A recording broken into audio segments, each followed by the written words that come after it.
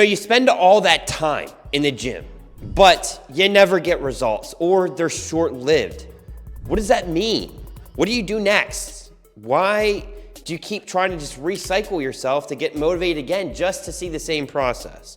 Well, if you're like many of the clients that come into me, you've been there, you're stuck, you're tired of trying to diet after diet, the endless type of training modality. Well, let me explain to you the analogy of what really metabolic adaptation is, because the big thing I want to teach you today is that people don't fail programs. Programs fail people.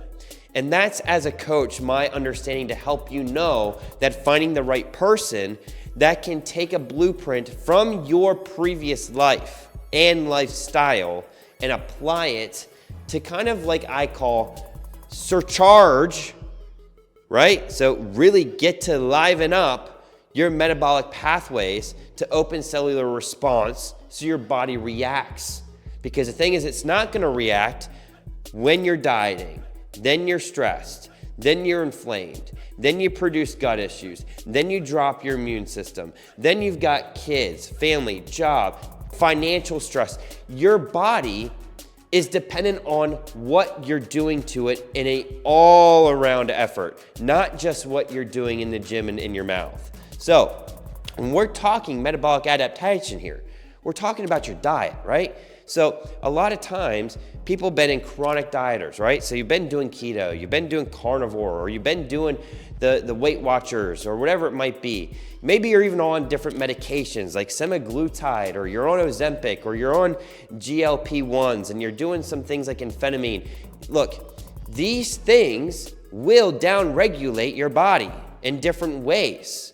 They will address with lowering sex hormones, lowering BMR, making metabolic adaptation even worse, possibly creating more inflammation. Why? Because when you're not, for example, if you're on semaglutide, you're dropping your calories, you're not as hungry, your BMR drops. What's that do? Creates a stress within your nervous system. Then what does that do? That's gonna create more inflammation. What's that do? Raise blood sugars back up. Whenever you come off of it, you're right back to square one. So the thing is when you want to improve this, a lot of times it's about understanding where the person was and what they were doing prior, so you can create the adaptation that's needed to create change, right? So for many people, when it starts with their diet, I take you guys through a system that's going to help with helping open up the liver, okay? Helping open top really strong detox pathways, whether it's methylation, estrogen, hormones, all these great things. Opening up then also pathways to clear inflammation, because inflammation is going to be what creates higher insulin response and keeps sugars high. So when we do this and we feed people a certain way within my system, we help with getting their bodies into a state of homeostasis, where their cells can respond and be utilizing food, nutrient-dense food, as energy. Because right now, it's, let's beat the body up until it stalls. Beat it up more till it stalls again. Then we're going on high-protein diets, and we're inefficiently using energy in glucogenesis, which is not what our body needs to be doing.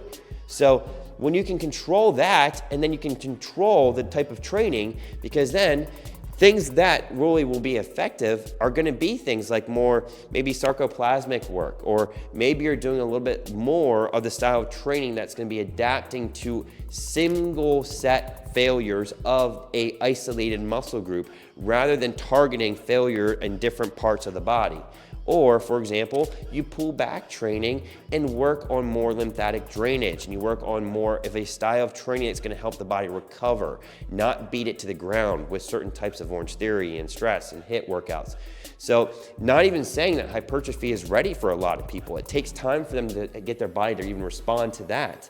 But when you can do things that minimize rest but maximize efficiency, you can create training programs that they can adapt from when you're doing it a certain way with their actual diet.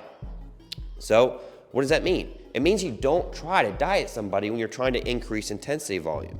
So that's why a lot of the trainers get the bad reps for telling people to do something that worked for them, but isn't gonna work for themselves personally or their clients. So that's why whenever you do the wrong timing For example, trying a keto diet while you're trying to be very efficient with performance in the gym on a very glycogen-based, really induced diet or duplicative workout style, you're just setting yourself up for a long-term failure. It might work short-term, but then it's gonna end, and then you're gonna be stuck, and then you're gonna have to diet harder, and you're gonna be stuck, and you're not gonna be able to figure that out, and you're gonna have to kind of reset yourself by losing motivation, eating bad for 5 months until you realize you gotta do it again. So my big scheme of things is you gotta start first realizing to find somebody that can truly understand the body from the inside out, what it needs to change and how you have to go about change whenever you take your life into consideration and your previous history into consideration. A lot of times I even find things within the gut that are big signs as to why people can't get in forward momentum. So these things are why it matters, and I really encourage you guys, if this makes sense to you in a video, to really inquire by reaching out to me, comment below. I'll send you even a free guide on how I work, and would love to join the community of other people that really have found love in knowing how to train the body when it works. All right, God bless, and hope you have a great day.